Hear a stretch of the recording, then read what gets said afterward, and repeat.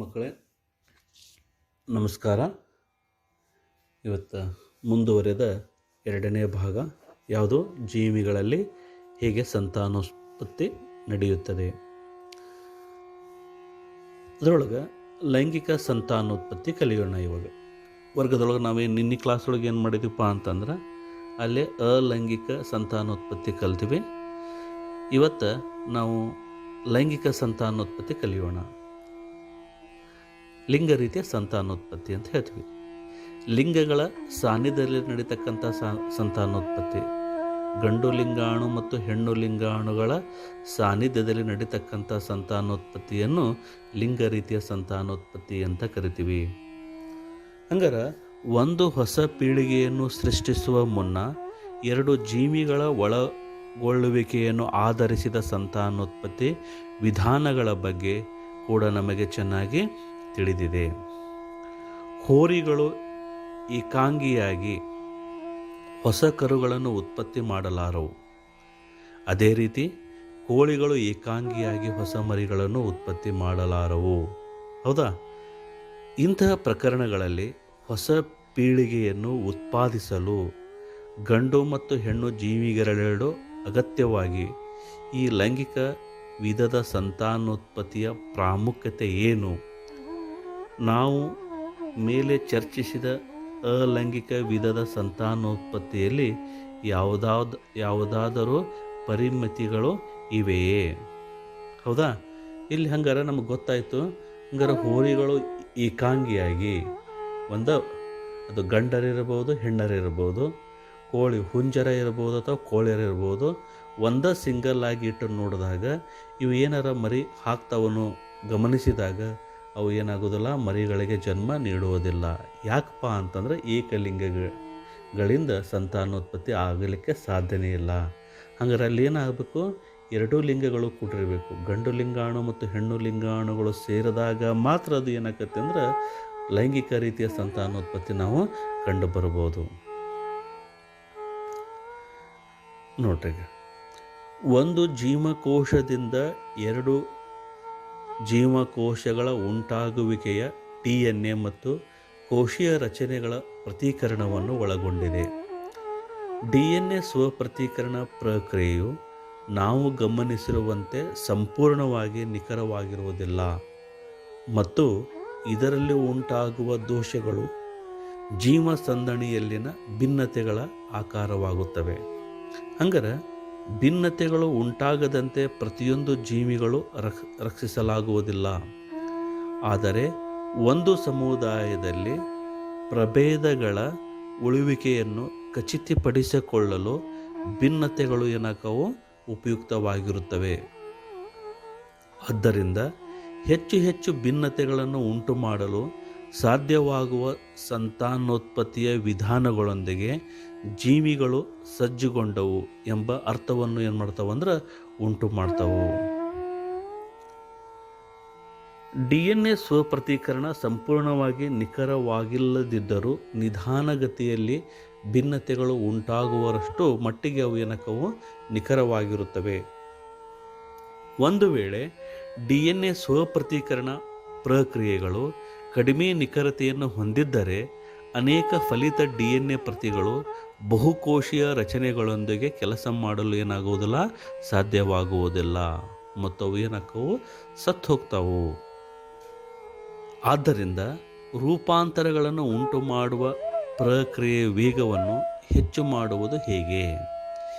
ಈಗಾಗಲೇ ಹಿಂದಿನ ಪೀಳಿಗೆಗಳಿಂದ ಸಂಗ್ರಹಿತವಾದ ಭಿನ್ನತೆಗಳನ್ನು ಹೊಂದಿರುವ DNA ತನ್ನ ಪ್ರತಿಯೊಂದು ಜೀವ ಸಂದಣಿಯ ಪ್ರತಿಯಲ್ಲಿ ಹೊಸ ಭಿನ್ನತೆಯನ್ನು ಏನು ಮಾಡ್ತದೆ ಅಂದ್ರೆ ಉಂಟು ಮಾಡ್ತದೆ. ಎರಡು ವಿಭಿನ್ನ ಜೀವಿಗಳು ಸಂಗ್ರಹಿತ ಭಿನ್ನತೆಗಳ ಸಾಕಷ್ಟು ವಿಭಿನ್ನ ಮಾದರಿಗಳನ್ನು ಹೊಂದಿರ್ತದೆ. ನೋಡ್ಬೋದು, ಈಗ ಸುಮಾರು ವಿದ್ಯಾರ್ಥಿಗಳು ಅದಿರಿ. ಯಾವ ವಿದ್ಯಾರ್ಥಿಗಳು ಏನಾಗೋದಿಲ್ಲ, ಸೇಮ್ ಆಗಿಲ್ಲ ನೀವು. ಹೌದಾ?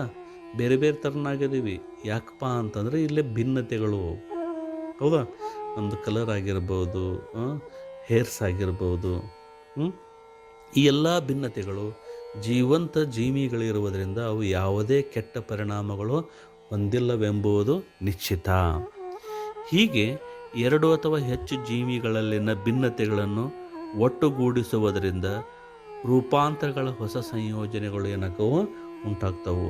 ಎಲ್ಲೇ ಲೈಂಗಿಕ ರೀತಿಯ ಸಂತಾನೋತ್ಪತ್ತಿಯೊಳಗೆ ಪ್ರತಿ ಸಂಯೋಜನೆಯು ಅಪೂರ್ವವಾಗಿರುತ್ತದೆ, ಏಕೆಂದರೆ ಅಲ್ಲಿ ಎರಡು ವಿಭಿನ್ನ ಜೀವಿಗಳ ಒಳಗೊಳ್ಳುವಿಕೆ ಇದೆ.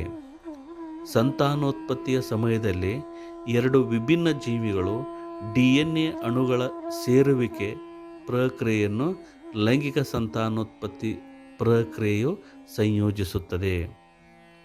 ಮುಂದಿನ ನೋಡೋಣ. ಪ್ರತಿ ಹೊಸ ಪೀಳಿಗೆಯು ಈ ಮೊದಲೇ ಅಸ್ತಿತ್ವದಲ್ಲಿರುವ ಜೀವಿಗಳ DNA ಪ್ರತಿಗಳ ಸಂಯೋಜನೆಯಿಂದ ಉಂಟಾದ ಪಕ್ಷದಲ್ಲಿ ಪ್ರತಿ ಹೊಸ ಪೀಳಿಗೆಯು ಹಿಂದಿನ ಪೀಳಿಗೆಯು ಹೊಂದಿರುವುದಕ್ಕಿಂತ 2 ಪಟ್ಟು ಹೆಚ್ಚು ಪ್ರಮಾಣದ DNA ಹೊಂದಿರಬೇಕಾಗಿರುತ್ತದೆ. ಇದು ಕೋಶೀಯ ರಚನೆಗಳ ಮೇಲಿನ DNAಗಳ ನಿಯಂತ್ರಣ ಅಸ್ತವ್ಯಸ್ತಗೊಳಿಸುವ ಸಂಭವವಿದೆ. ಹಂಗಾರೆ ಇಲ್ಲಿ ನೋಡ್ತೀವಿ ಒಂದು ಮಾದರಿ ಹೂವಿನ ರಚನೆ, ಹೂ ಬಿಡುವ ಸಸ್ಯಗಳಲ್ಲಿ ಲೈಂಗಿಕ ಸಂತಾನೋತ್ಪತ್ತಿ. ಹಂಗಾರೆ ಈ ಹೂವನ್ನು ನಾವು ವೀಕ್ಷಣೆ ಮಾಡಿದಾಗ ಇಲ್ಲೇ ನೋಡ್ರಿಲ್ಲೇ ಶಲಾಕಾಗ್ರ ಅದ, ಶಲಾಕ ನಳಿಕೆ ಅದ, ಅಂಡಾಶಯ ಅದ. ಹಂಗಾರೆ ಇವು ಮೂರು ಏನದಾವ ಅಂದ್ರೆ ಒಂದು ಇದ್ರೊಳಗೆ ಅದಾವ. ಮೇಲೆ ಶಲಾಕಾಗ್ರ, ಅದರ ಕೆಳಗೇನು ಶಲಾಕ ನಳಿಕೆ ತೋರಿಸ್ತೀವಿ, ಇದು ಅಂಡಾಶಯ. ಹಂಗಾರೆ ಇದು ಎಲ್ಲ ಮೂರು ಸೇರಿ ನಾವು ಏನು ಹೇಳ್ತೀವಿ ಅಂದ್ರೆ ಟೋಟಲ್ ಶಲಾಕೆ ಅಂತ ಹೇಳ್ತೀವಿ. ಹಂಗಾರೆ ಇಲ್ಲಿ ಪರಾಗಕೋಶ ಮತ್ತು ತಂತು ಅದ, ಅದು ಎರಡೂ ಸೇರಿ ನಾವು ಕೇಸರ ಅಂತ ಹೇಳ್ತೀವಿ. ಹಂಗಾರೆ ಇದು ಕೇಸರ ಏನಿಲ್ಲ ಗಂಡು ಲಿಂಗಾಣು ಅಂತ ಹೇಳ್ತೀವಿ. ಹಂಗಾರೆ ಇಲ್ಲಿ ಅಂಡಾಶಯ ಏನಿದು ಹೆಣ್ಣು ಲಿಂಗಾಣು. ಹಾಗಾದರೆ ಇದೇ ಒಂದು ಪುಷ್ಪದಲ್ಲಿ ಮೇಲ್ ಮತ್ತು ಫಿಮೇಲ್ ಅಂದ್ರೆ ಗಂಡು ಲಿಂಗಾಣು ಮತ್ತು ಹೆಣ್ಣು ಲಿಂಗಾಣು ಎರಡೂ ಏನದ ಅಂದ್ರೆ ಈ ಮಾದರಿ ಹೂವಿನದೊಳಗೆ ಕಂಡು ಬರ್ತೈತಿ. ಹಂಗಾರೆ ಒಂದೇ ಪುಷ್ಪದೊಳಗೆ ಎರಡೂ ಲಿಂಗಾಣುಗಳು ಕಂಡು ಬರೋದ್ರಿಂದ ಇದನ್ನು ನಾವೇನಂತ ಹೇಳ್ತೀವಪ್ಪ ಅಂತಂದ್ರೆ ದ್ವಿಲಿಂಗಿ ಪುಷ್ಪ ಅಂತ ಹೇಳ್ತೀವಿ. ಹಂಗಾರೆ ಎರಡೂ ಲಿಂಗಗಳು ಕಂಡು ಬರ್ತಾವೆ. ಹೌದಾ? ಇದು ಕೂಡ ಡೈಗ್ರಾಮ್ ಇಂಪಾರ್ಟೆಂಟ್, ಎಕ್ಸಾಮಿಗೆ ಬರ್ತಕ್ಕಂಥದ್ದು ಇದು. ಹೌದಾ? ಇದು ಸ್ವಲ್ಪ ಪ್ರಾಕ್ಟೀಸ್ ಮಾಡಿರಿ. 3 ಅಂಕದ ಪ್ರಶ್ನೆ ಇದು. ಆವೃತ ಬೀಜ ಸಸ್ಯಗಳ ಸಂತಾನೋತ್ಪತ್ತಿ ಭಾಗಗಳು ಹೂವಿನಲ್ಲಿ ಅಡಕವಾಗಿರುತ್ತವೆ. ಪುಷ್ಪಪತ್ರ, ಪುಷ್ಪದಳ, ಕೇಸರ ಮತ್ತು ಶಲಾಕಗಳಂಥ ಹೂವಿನ ವಿಭಿನ್ನ ಭಾಗಗಳನ್ನು ನೀವೀಗಾಗಲೇ ನೀವು ಅಧ್ಯಯನ ಮಾಡಿರ್ತೀರಿ, ಪ್ರೈಮರಿ ಕ್ಲಾಸ್ ಒಳಗೆ ನೋಡ್ರಿ ಇದನ್ನು. ಹೌದಾ? ಕೇಸರ ಮತ್ತು ಶಲಾಕಗಳ ಹೂವಿನ ಸಂತಾನೋತ್ಪತ್ತಿ ಭಾಗಗಳು ಅವು ಲಿಂಗಾಣುಗಳನ್ನು ಏನು ಮಾಡ್ತಾವೋ ಹೊಂದಿರ್ತಾವು. ನೆಕ್ಸ್ಟು, ಒಂದು ಹೂವು ಕೇವಲ ಕೇಸರಗಳನ್ನು ಅಥವಾ ಶಲಾಕಗಳನ್ನು ಹೊಂದಿದ್ದರೆ ಅದು ನಾವು ಏಕಲಿಂಗಿಯಾಗಿರಬಹುದು. ನೋಡು, ಒಂದು ಹೂವು ಕೇವಲ ಕೇಸರಗಳನ್ನು ಮಾತ್ರ ಒಳಗೊಂಡಿದ್ರೆ ಅಥವಾ ಶಲಾಕಗಳನ್ನು ಹೊಂದಿದ್ರೆ ಅದನ್ನು ನಾವೇನಂತ ಹೇಳ್ತೀವಿ ಅಂದ್ರೆ ಏಕಲಿಂಗ ಪುಷ್ಪ. ಉದಾಹರಣೆಗೆ ಪಪ್ಪಾಯ ಆಗಿರಬಹುದು ಮತ್ತು ಕಲ್ಲಂಗಡಿ ಆಗಿರಬಹುದು.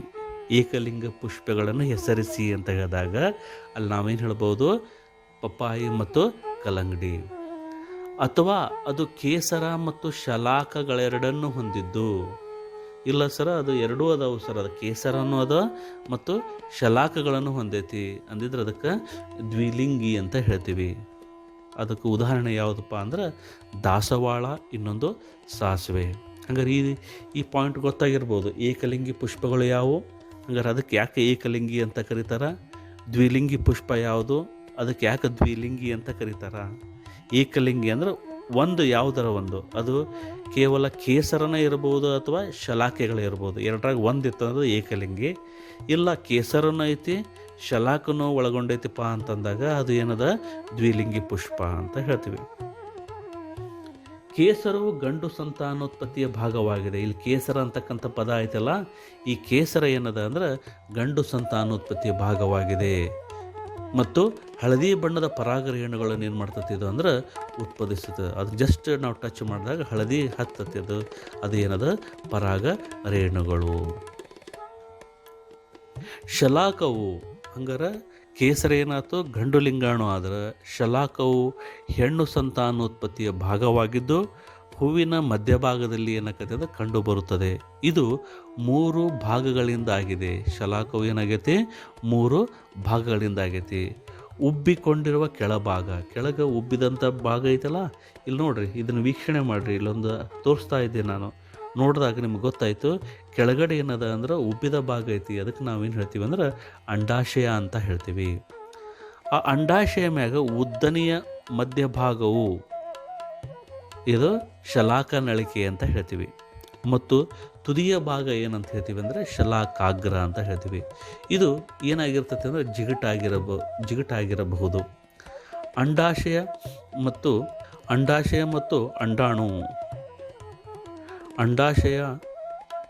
ಅಂಡಾಣುಗಳು ಹೊಂದಿದ ಪ್ರತಿ ಅಂಡಾಣು ಒಂದು ಅಂಡಕೋಶವನ್ನು ಏನು ಮಾಡಿರ್ತೈತೆ ಅಂದ್ರೆ ಹೊಂದಿರ್ತೈತಿ. ಮುಂದಿನ ಸ್ಲೈಡ್ ಒಳಗೆ ನೋಡೋಣ. ಪರಾಗರೇಣುವಿಂದ ಉತ್ಪತ್ತಿಯಾದ ಗಂಡು ಲಿಂಗಾಣು ಅಂಡಾಣುವಿನಲ್ಲಿರುವ ಹೆಣ್ಣು ಲಿಂಗಾಣುಗಳೊಂದಿಗೆ ಬೆಸೆದುಕೊಳ್ಳುತ್ತದೆ. ಲಿಂಗಕೋಶಗಳು ಈ ಸಮ್ಮಿಲನ ಅಥವಾ ನಿಷೇಚನ ಯುಗ್ಮಜವನ್ನು ಉಂಟು ಮಾಡುತ್ತದೆ. ಯಾವುದು ಲಿಂಗಕೋಶಗಳು ಏನು ಮಾಡ್ತಾವೆ ಅಂದರೆ ಸಮ್ಮಿಲನಗೊಳ್ತಾವೆ, ಎರಡೂ ಸೇರ್ತಾವೆ. ಸೇರಿ ಆ ಸೇರ್ತಕ್ಕಂಥ ಒಂದು ಏನಂತ ಕರಿತೀವಿ ಅಂದರೆ ನಿಷೇಚನ ಅಂತ ಕರಿತೀವಿ. ಆ ನಿಷೇಚನ ಉಂಟಾತಂದ್ರೆ ಅಲ್ಲೇ ಏನಾಕತ್ತೆ ಅಂದ್ರೆ ಯುಗ್ಮಜ ಅಂತಕ್ಕಂಥದ್ದು ಉಂಟಾಗುತ್ತದೆ. ಈ ಯುಗ್ಮಜವು ಹೊಸ ಸಸ್ಯವಾಗಿ ಬೆಳೆಯುವ ಸಾಮರ್ಥ್ಯವನ್ನು ಹೊಂದಿದೆ. ಕೇಸರದಿಂದ ಪರಾಗವನ್ನು ಶಲಾಕಾಗ್ರಕ್ಕೆ ವರ್ಗಾಯಿಸಬೇಕಾದ ಒಂದು ವೇಳೆ ಪರಾಗದ ಈ ವರ್ಗಾವಣೆಯನ್ನು ಅದೇ ಹೂವಿನಲ್ಲಿ ನಡೆದರೆ ಅಲ್ಲೇನಕ್ಕ ಅಂದ್ರೆ ಸ್ವಕೀಯ ಪರಾಗಸ್ಪರ್ಶ ಅಂತ ಹೇಳ್ಬೋದು. ಸ್ವಕೀಯ ಅಂದ್ರೆ ಅದೇ ಹೂವಿನಲ್ಲಿರ್ತಕ್ಕಂಥ ಪರಾಗ ರೇಣುಗಳು ಅದೇ ಶಲಾಕಾಗ್ರದ ಮೇಲೆ ಬಿದ್ದು ಅಂಡಾಶಯವನ್ನು ಸೇರಿ ನಡೀತಕ್ಕಂಥ ಒಂದು ಇದಕ್ಕೆ ನಾವೇನು ಹೇಳ್ತೀವಿ ಅಂದರೆ ಸ್ವಕೀಯ ಪರಾಗಸ್ಪರ್ಶ ಅಂತ ಹೇಳ್ತೀವಿ. ಉದಾಹರಣೆಗೆ ಗಮನಿಸಿರ್ಬೋದು, ದಾಸವಾಳ ಹೂವಿನ ಗಿಡದೊಳಗೆ ಎಲ್ಲ ಹೂವುಗಳು ಏನಾಗಿರ್ತಾವೆ ಬಿಳಿ ಹೂವುಗಳಾಗಿರ್ತತಿ, ಅಥವಾ ಎಲ್ಲ ಹೂವುಗಳು ಏನಾಗಿರ್ತಾವೆ ಅಂದರೆ ಕೆಂಪು ಹೂವುಗಳಾಗಿರ್ತತಿ. ಅದರೊಳಗೆ ಕೆಲವೊಂದು ದಿವಸ ಏನಾಗಿರ್ತಾವಪ್ಪ ಅಂತಂದ್ರೆ ಆ ಬಿಳಿ ಹೂವಿನ ಗಿಡದೊಳಗೆ ಯಾವುದಾದರೂ ಒಂದು ಹೂವು ಅಥವಾ ಎರಡು ಹೂವು ಏನಾಗಿರ್ಬೋದು ಅಂದ್ರೆ ಬಿಳಿ ಮತ್ತು ಕೆಂಪು ಮಿಶ್ರಿತ ಆಗಿರ್ತತಿ, ಬಿಳಿ ಅಥವಾ ಕಂದು ಮಿಶ್ರಿತ ಆಗಿರ್ತತಿ. ಎರಡು ಕಲರ್ ಬಂದಿರ್ತಾವೆ ಒಂದೇ ಪುಷ್ಪದೊಳಗೆ. ಹಂಗಾರೆ ಅಲ್ಲಿ ಏನಾಗೈತಪ್ಪ ಅಂತಂದ್ರೆ ಪರಕೀಯ ಪರಾಗಸ್ಪರ್ಶ. ಎಲ್ಲವೂ ಸೇಮ್ ಅದಾವ ಸರ, ಅಲ್ಲಿ ಒಂದು ಏನದ ಬೇರೆ ಅದ, ಕಲರ್ ಬೇರೆ ಅದ. ಅಂದಾಗ ಕಲರ್ ಬೇರೆ ಆಗೈತಪ್ಪ ಅಂತಂದ್ರೆ ಅದಕ್ಕೆ ಕಾರಣ ಏನದ ಅಂದ್ರೆ ಪರಕೀಯ ಪರಾಗಸ್ಪರ್ಶ ಅಂತ ಹೇಳ್ತೀವಿ. ಹೌದಾ? ಒಂದೇ ಹೂವಿನಿಂದ ಇನ್ನೊಂದು ಹೂವಿಗೆ ವರ್ಗಾವಣೆಗೊಂಡರೆ ಅದನ್ನು ಪರಕೀಯ ಪರಾಗಸ್ಪರ್ಶ ಅಂತ ಹೇಳ್ತೀವಿ. ಒಂದು ಹೂವಿನಿಂದ ಇನ್ನೊಂದು ಹೂವಿಗೆ ಪರಾಗದ ವರ್ಗಾವಣೆಯು ಎದ್ರ ಮುಖಾಂತರ ನಡಿಬೋದಪ್ಪ ಅಂತಂದ್ರೆ ಅದು ಗಾಳಿ ಮುಖಾಂತರ ನಡಿಬೋದು, ನೀರಿನ ಮುಖಾಂತರ ನಡಿಬೋದು, ಪ್ರಾಣಿಗಳ ಮುಖಾಂತರ ನಡಿಬೋದು. ಹೌದಾ?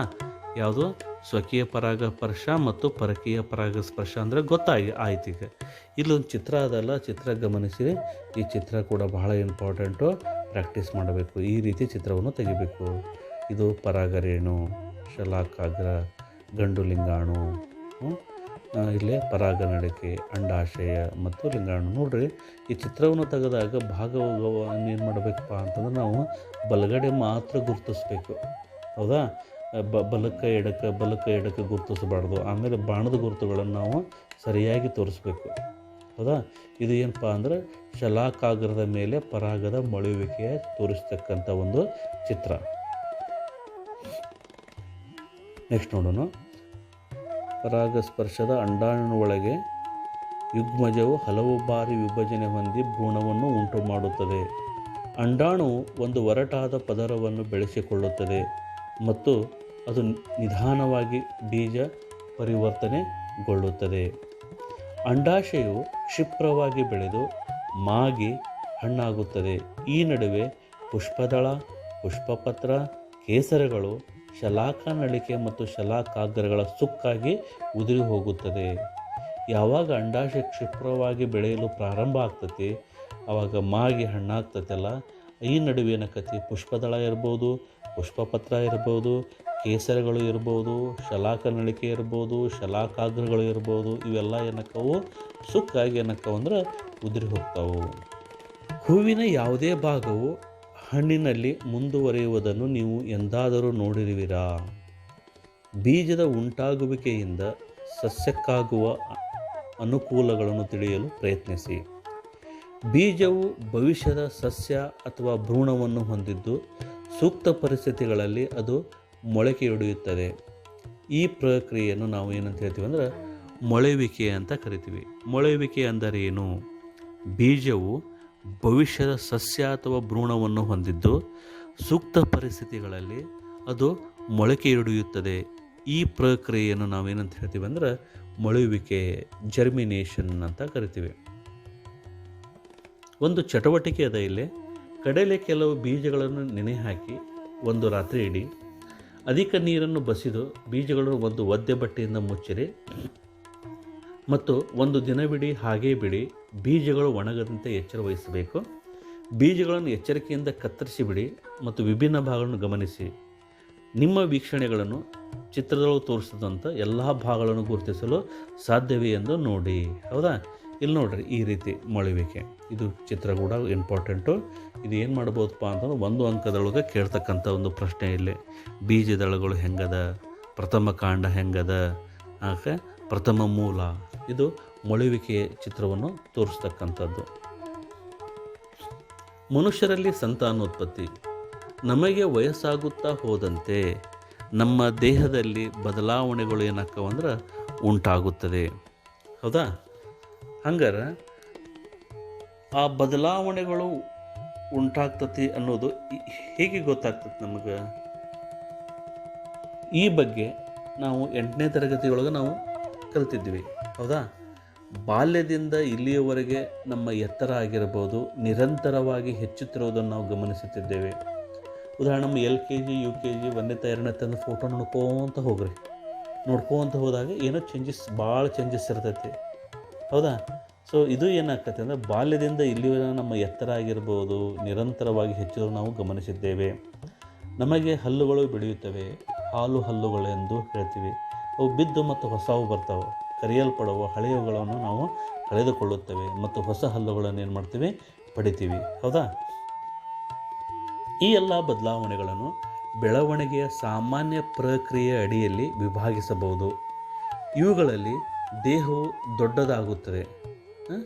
ಆದರೆ ಹದಿಹರೆಯದ ಆರಂಭಿಕ ವರ್ಷಗಳಲ್ಲಿ ಉಂಟಾಗುವ ಹೊಸ ಬದಲಾವಣೆಗಳನ್ನು ಸರಳವಾಗಿ ದೈಹಿಕ ಬೆಳವಣಿಗೆಗೆ ಎಂದು ವಿವರಿಸಲು ಆಗುವುದಿಲ್ಲ. ಬದಲಾಗಿ ದೇಹದಲ್ಲಿ ಕಾಣಿಸಿಕೊಳ್ಳುವ ಬದಲಾವಣೆಗಳು ಎಂದು ಹೇಳಬಹುದು. ದೇಹದ ಪ್ರಮಾಣವು ಬದಲಾಗುತ್ತವೆ, ಹೊಸ ಲಕ್ಷಣಗಳು ಕಾಣಿಸಿಕೊಳ್ಳುತ್ತವೆ ಮತ್ತು ಹೊಸ ಸಂವೇದನೆಗಳು ಕೂಡ ಉಂಟಾಗುತ್ತವೆ. ಈ ರೀತಿ ಕೆಲವು ಬದಲಾವಣೆಗಳು ಹುಡುಗರು ಮತ್ತು ಹುಡುಗಿಯರಿಬ್ಬರಲ್ಲಿ ಸಾಮಾನ್ಯವಾಗಿರುತ್ತದೆ. ಹುಡುಗರಲ್ಲೂ ಚೇಂಜಸ್ ಇರ್ತೈತಿ, ಹುಡುಗಿಯರೊಳಗೂ ಚೇಂಜಸ್ ಕಂಡು ಬರ್ತೈತಿ. ಕುಂಕುಳ ಮತ್ತು ಜನನಾಂಗಗಳಂತಹ ಭಾಗಗಳಲ್ಲಿ ದಟ್ಟವಾಗಿ ಕೂದಲು ಬೆಳೆಯುವುದನ್ನು ಹಾಗೂ ಅವು ಗಾಢ ಬಣ್ಣಕ್ಕೆ ತಿರುಗುವುದನ್ನು ನಾವು ಗಮನಿಸಬಹುದು. ಮುಖ, ಕೈ ಮತ್ತು ಕಾಲುಗಳ ಮೇಲೆ ಕೂಡ ತೆಳುವಾಗಿ ಕೂದಲುಗಳು ಕಾಣಿಸಿಕೊಳ್ಳುತ್ತವೆ. ಚರ್ಮದಲ್ಲಿ ಆಗಾಗ್ಗೆ ಎಣ್ಣೆಯ ಅಂಶ ಕಾಣಲಾರಂಭಿಸುತ್ತದೆ ಮತ್ತು ಮುಖದ ಮೇಲೆ ಮೊಡವೆಗಳು ಮೂಡಲು ಪ್ರಾರಂಭವಾಗಬಹುದು. ನಮ್ಮ ದೇಹ ಮತ್ತು ಇತರ ದೇಹದ ಕುರಿತು ಹೊಸ ರೀತಿಯ ಪ್ರಜ್ಞೆ ಮತ್ತು ಜಾಗೃತಿ ನಮ್ಮಲ್ಲೇ ಕಂಡು ಬರ್ತೈತಿ. ನೋಡಿ, ಕೈಕಾಲ ಮೇಲೆ ಕೂದಲುಗಳು ಬರತಕ್ಕಂಥದ್ದು ನಾವು ನೋಡಿರ್ಬೋದು. ಕುಂಕಳ ಮತ್ತು ಜನಾಂಗಗಳಂಥ ಅಂಗಗಳಲ್ಲಿ ಏನಕ್ಕವು ದಟ್ಟವಾಗಿ ಕೂದಲುಗಳು ಕಂಡು ಬರ್ತಾವೆ. ಇದು ಏನಪ್ಪ ಅಂತಂದ್ರೆ ಮುಖದ ಮೇಲೆ ಮಡುವೆಗಳು ಕಂಡು ಬರ್ತಾವೆ. ನೋಡ್ರಿ, ಮುಖದ ಮೇಲೆ ಎಷ್ಟು ಗುಳ್ಳೆಗ್ಯಾವು ಅಂತ ಹೇಳ್ತೀವಿ. ಇದು ಏನಪ್ಪ ಅಂತಂದ್ರೆ ಹದಿಹರೆಯದ ಲಕ್ಷಣಗಳು ಅಂತ ಕರಿಬೋದು ನಾವು. ಹೌದಾ? ಹುಡುಗ ಮತ್ತು ಹುಡುಗಿಯರಲ್ಲೂ ವಿಭಿನ್ನ ರೀತಿಯ ಬದಲಾವಣೆಗಳು ಏನಾಗ್ತವೆ? ಉಂಟಾಗುತ್ತವೆ. ಹುಡುಗಿಯರಲ್ಲಿ ಏನು ಕಂಡು ಬರ್ತಾವಪ್ಪ ಅಂತಂದ್ರೆ ಸ್ತನಗಳ ಗಾತ್ರ ದೊಡ್ಡದಾಗಲು ಪ್ರಾರಂಭವಾಗುತ್ತವೆ ಮತ್ತು ಸ್ತನಗ್ರಹದ ತೊಟ್ಟುಗಳು ದಟ್ಟವಾದ ಬಣ್ಣವನ್ನು ಹೊಂದುತ್ತವೆ. ಹಾಗೂ ಇದೇ ಸಮಯದಲ್ಲಿ ಹುಡುಗಿಯರಲ್ಲಿ ಏನಾಕತ್ತೆ ಅಂದ್ರೆ ಮಾಸಿಕ ಋತುಸ್ರಾವ, ಋತುಚಕ್ರ ಅಂತ ಹೇಳ್ತೀವಿ, ಪ್ರಾರಂಭವಾಗ್ತೈತಿ. ಮಿನಿಸ್ಟ್ರಿಯಲ್ ಸೈಕಲ್ ಇದೇನೋ ಹೆಣ್ಮಕ್ಕಳಲ್ಲಿ ಕಂಡು ಬರ್ತಕ್ಕಂಥದ್ದು. ಹಾಗಾದರೆ ಹುಡುಗರಲ್ಲಿ ಏನು ಕಂಡು ಬರ್ತೈತಪ್ಪ ಅಂತಲೇ ಮುಖದ ಮೇಲೆ ಹೊಸದಾಗಿ ಕೂದಲುಗಳು ಕಾಣಿಸ್ತಾವೆ ಮುಖದ ಮೇಲೆ, ಮತ್ತು ಅವರ ಧ್ವನಿ ಏನಕ್ಕತೆ ಸ್ವಲ್ಪ ಒಡಿತತಿ. ಮುಂದುವರೆದು ಹಗಲುಗನಸಿನಲ್ಲಿ ಅಥವಾ ರಾತ್ರಿ ವೇಳೆಯಲ್ಲಿ ಶಿಶ್ನವು ಆಗಾಗ್ಗೆ ಏನಕ್ಕತೆ ದೊಡ್ಡದಾಗುತ್ತದೆ ಮತ್ತು ನಿಮರುತ್ತದೆ. ಇದು ಏನಪ್ಪ ಅಂತಂದ್ರೆ ಹುಡುಗ ಮತ್ತು ಹುಡುಗಿಯರಲ್ಲಿ ಕಂಡು ಬರ್ತಕ್ಕಂಥ ಲಕ್ಷಣಗಳು.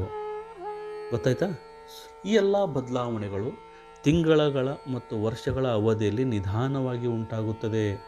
ಒಬ್ಬ ವ್ಯಕ್ತಿಯಲ್ಲಿ ಈ ಎಲ್ಲ ಬದಲಾವಣೆಗಳು ಒಂದೇ ಬಾರಿಗೆ ಅಥವಾ ಒಂದು ನಿರ್ದಿಷ್ಟ ವಯಸ್ಸಿನಲ್ಲಿ ಉಂಟಾಗುವುದಿಲ್ಲ.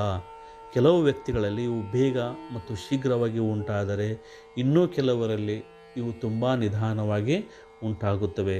ಈಗ ನೋಡಿ, ಅತಿ ಇದರೊಳಗೆ ಶೀಘ್ರವಾಗಿ ಅವನ ಮುಖದ ಮೇಲೆ ಮೀಸೆಗಳು ಕಂಡುಬರ್ತಾವೆ. ಕೆಲವೊಬ್ಬರೊಳಗೆ ಅವನ ಮೀಸೆ ಮತ್ತು ದಾಡಿ ಕಂಡು ಬರೋದಿಲ್ಲ ಬೇಗವಾಗಿ, ಹೌದಾ?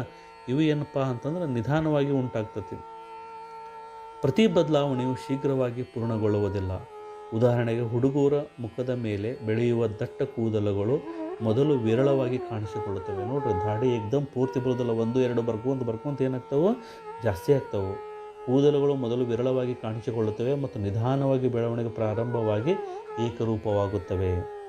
ಈ ಎಲ್ಲ ಬದಲಾವಣೆಗಳು ದೇಹದ ಲೈಂಗಿಕ ಪರಿಪಕ್ವತೆಯ ಅಂಶಗಳಾಗಿವೆ ಅಂತ ಹೇಳ್ಬೋದು ನಾವು. ಲೈಂಗಿಕ ಸಂತಾನೋತ್ಪತ್ತಿಯಲ್ಲಿ ಭಾಗವಹಿಸಲು ಲಿಂಗಾಣುಗಳು ಉತ್ಪಾದಿಸುವುದು ಒಂದು ವಿಶಿಷ್ಟ ಕಾರ್ಯವಾಗಿದೆ ಮತ್ತು ಇವುಗಳು ಉತ್ಪಾದಿಸಲು ಸಸ್ಯಗಳು ವಿಶೇಷ ಜೀವಕೋಶ ಮತ್ತು ಅಂಗಾಂಶಗಳನ್ನು ಬೆಳೆಸಿಕೊಂಡಿರುವುದನ್ನು ನಾವು ನೋಡಿದ್ದೇವೆ. ಅದೇ ರೀತಿ ಮನುಷ್ಯರಲ್ಲಿ ಕೂಡ ಈ ಉದ್ದೇಶಕ್ಕಾಗಿ ವಿಶೇಷ ಅಂಗಗಳು ಬೆಳೆಯುತ್ತವೆ, ಹೌದಾ? ಹಂಗಾರೆ ಮನುಷ್ಯರಲ್ಲಿ ಸಂತಾನೋತ್ಪತ್ತಿ, ಹಂಗಾರೆ ಈ ಲೈಂಗಿಕ ಸಂತಾನೋತ್ಪತ್ತಿ ಅಂದರೇನು? ಈಗಾಗಲೇ ನಿಮ್ಗೆ ಗೊತ್ತೈತಿ, ಹೌದಾ? ಏನು, 2 ಜೀವಿಗಳು ಲಿಂಗಾಣುಗಳನ್ನು ಸಂಯೋಜನೆ ಹೊಂದುವುದು ಎಂದು ನಾವು ಸ್ಮರಿಸಬೇಕು. ಈಗ ಹೂ ಬಿಡುವ ಸಸ್ಯಗಳನ್ನು ನಾವು ನೋಡಿವಿ. ಜೀವಿಗಳ ದೇಹದಿಂದ ಲಿಂಗಾಣುಗಳನ್ನು ಹೊರಗೆ ಬಿಡುವುದರಿಂದ ಇದು ಉಂಟಾಗುತ್ತದೆ ಮತ್ತು ಅನೇಕ ಪ್ರಾಣಿಗಳಲ್ಲಾಗುವಂತೆ 2 ಜೀವಿಗಳು ಸಮ್ಮಿಲನಕ್ಕಾಗಿ ಲಿಂಗಾಣುಗಳು ಅಂತರ್ವರ್ಗಾವಣೆ ಮಾಡಲು ತಮ್ಮ ದೇಹಗಳನ್ನು ಬೆಸೆದುಕೊಳ್ಳುವುದರಿಂದ ಏನಕತೆ ಉಂಟಾಗುತ್ತದೆ. ಮಕ್ಕಳೇ, ಇವತ್ತಿಗೆ ಇಷ್ಟು ಸಾಕು. ಮುಂದಿನ ತರಗತಿಯೊಳಗೆ 3ನೇ ಭಾಗವಾಗಿ ಲಿಂಗ ರೀತಿಯ ಸಂತಾನೋತ್ಪತ್ತಿಗಳ ಬಗ್ಗೆ ಇನ್ನೂ ಹೆಚ್ಚಿನ ಮಾಹಿತಿಯನ್ನು ಕಲೆ ಹಾಕೋಣ. ಧನ್ಯವಾದಗಳು.